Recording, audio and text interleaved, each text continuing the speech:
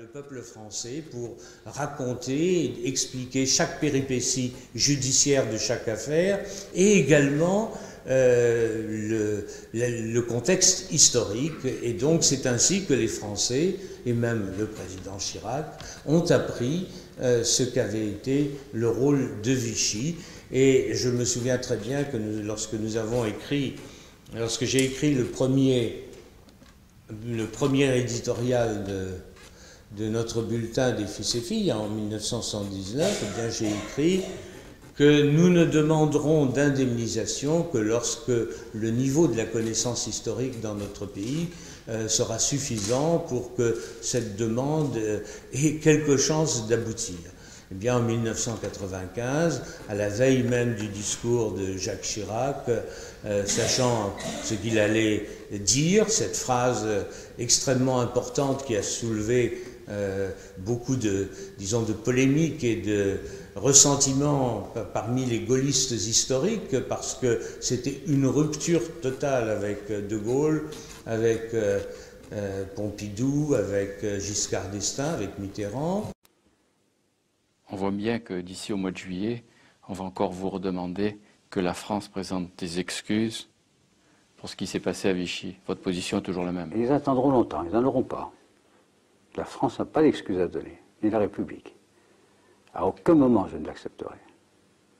Je considère que c'est une demande excessive de gens qui ne sentent pas profondément ce que c'est que d'être français, et l'honneur d'être français, et l'honneur de l'histoire de France.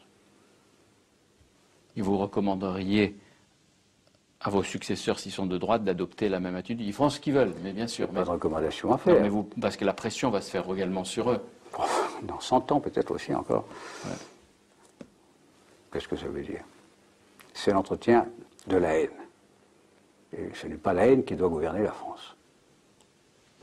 Lorsqu'il a prononcé la phrase « Ce jour-là, le jour de la rafle du Veldiv, la France accomplissait l'irréparable ». Madame, Monsieur, bonsoir. Pour la première fois, un président français, en l'occurrence Jacques Chirac, a admis la responsabilité de l'État français dans la déportation et l'extermination de Juifs durant la Seconde Guerre mondiale. C'était ce matin à l'occasion des cérémonies commémorant la rafle du Veldiv le 16 juillet 1942. Nathalie Saint-Cric.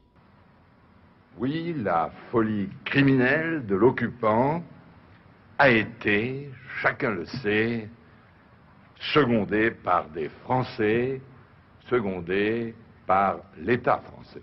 Eh bien, ce jour-là, donc la veille, j'avais posé le problème de l'indemnisation. Et le problème de l'indemnisation n'a pas seulement donné ce décret qu'on vous a évoqué, qui a été une réparation vis-à-vis des orphelins, mais également il a entraîné la création de la commission Matteoli, dont j'ai fait partie. Cette commission a proposé au gouvernement la création d'une commission d'indemnisation des victimes des spoliations qui ont été commises contre les Juifs. Depuis 10 ans, cette commission a restitué environ 500 millions d'euros à ceux qui ont présenté des réclamations. Et puis par ailleurs, le dispositif pour les familles qui ne pouvaient rien demander parce qu'elles avaient été anéanties a été la création d'une fondation pour la mémoire de la Shoah dont le capital s'élève à 393 millions d'euros, dont les revenus servent à financer des projets de transmission de la mémoire de la Shoah, de pédagogie, de solidarité, d'études historiques, donc de culture juive également, notamment aider la langue yiddish, le judéo-espagnol.